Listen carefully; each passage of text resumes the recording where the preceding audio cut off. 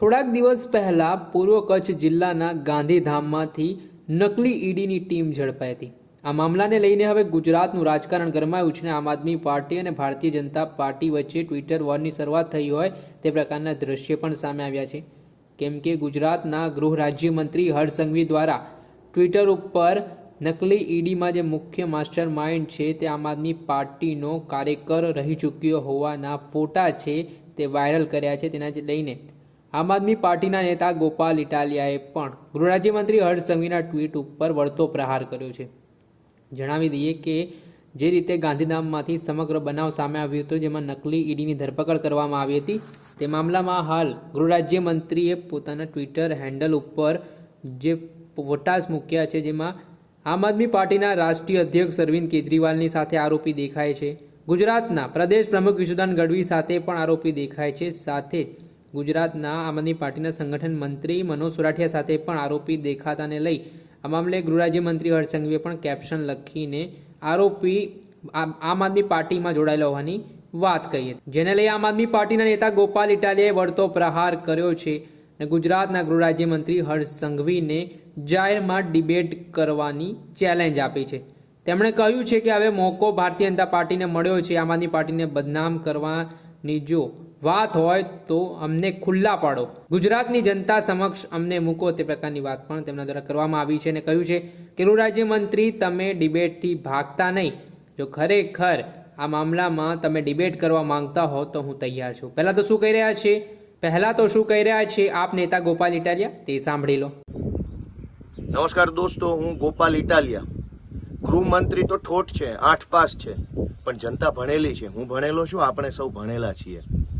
આજે સવારથી ભાજપની ટોળકીએ, આજે એટલે કે તારીખ 14, આજે સવારથી ભાજપની ટોળકીએ ગુજરાતની જનતાની આંખોમાં ધૂળ નાખવાનું કામ ચાલુ કર્યું કે કચ્છમાં કોઈ નકલી ઈડીનો માણસ પકડાયો, એ માણસ પહેલા કંઈક આપમાં હતો અને હવે એટલે આજે અથવા ગઈકાલે એણે એવી કબૂલાત કરી કે ભાઈ એણે જે પૈસા મળ્યા એ પૈસા ભાજપમાં એસપીને અને આમ આદમી પાર્ટી ત્રણેયને આપ્યા છે એમ। તો મારે અભણ ગૃહમંત્રીને ઠોઠ 8 પાસને પૂછવું છે કે ભાઈ 10 દિવસ પહેલા એફઆઈઆર થઈ નકલી ઈડીની, 10 દિવસ પહેલા ધરપકડ થઈ, 10 દિવસ પહેલા પોલીસે તપાસ ચાલુ કરી, 10 દિવસ પહેલા એને કોર્ટમાં લઈ જવામાં આવ્યો, 10 દિવસ પહેલા પોલીસે રિમાન્ડ માગ્યા બી હશે, નહીં બી માગ્યા હોય। આ તમામ ઘટના 10 દિવસ પહેલા બની। આજ 10 દિવસ પછી 8 પાસ ઠોઠ ગૃહમંત્રીને એવી ખબર પડે છે કે આ માણસે એસપીને, ભાજપને અને આપવાળાને પૈસા આપ્યા છે એમ। એ તો 10 દિવસ પછી ખબર પડે છે। ભાઈ તમે અભણ છો, દુનિયા થોડી અભણ છે, ભણેલા છે બધા। કમસે કમ તમારા કરતા 4 ચોપડી વધારે 12મા સુધી ભણેલા માણસો હોય, કોની આંખમાં ધૂળ નાખવા નીકળ્યા છો ભાઈ? અને હિંમત હોય, તમારી વાત સાચી હોય તો આવી જાઓ ડિબેટમાં। ભાગો છો કેમ ભગોડાની જેમ? આવી જાઓ સામે। રેલવે સ્ટેશનના ટપોરીની જેમ ટ્વીટ કરીને ભાગી જાઓ છો? શરમ બરમ જેવું છે કે નહીં ભાઈ? ગૃહમંત્રીને છાજે એવી વાત કરો, હોદ્દાને શોભા આપે એવી વાત કરો। ટપોરી જેમ, ટ્રોલની જેમ ટ્વીટ કરવું એ તો ફેક આઈડી વાળાનું કામ છે। તમારી તો કંઈ વાંધો નહીં, હોદ્દાની તો વેલ્યુ કરો ભાઈ। આ શું માંડ્યું છે ગુજરાતની જનતાની આંખમાં ધૂળ નાખવાનો ધંધો? 10 દિવસ પહેલા જે માણસ એરેસ્ટ થયો, આજે જે માણસ પોલીસ કસ્ટડીમાં નથી, જે છેલ્લા 7-8 દિવસથી જે માણસ પોલીસની કસ્ટડીમાં નથી, પોલીસ સ્ટેશનમાં નથી, જે માણસ જેલમાં છે, એ માણસે આજે કબૂલાત કરી અથવા ગઈકાલે કબૂલાત કરી કે એણે ભાજપમાં એસપીને અને આપવાળાને પૈસા આપ્યા એમ। એ માણસના ફોટા તો એસપી સાથે છે, ગુલદસ્તો આપે છે।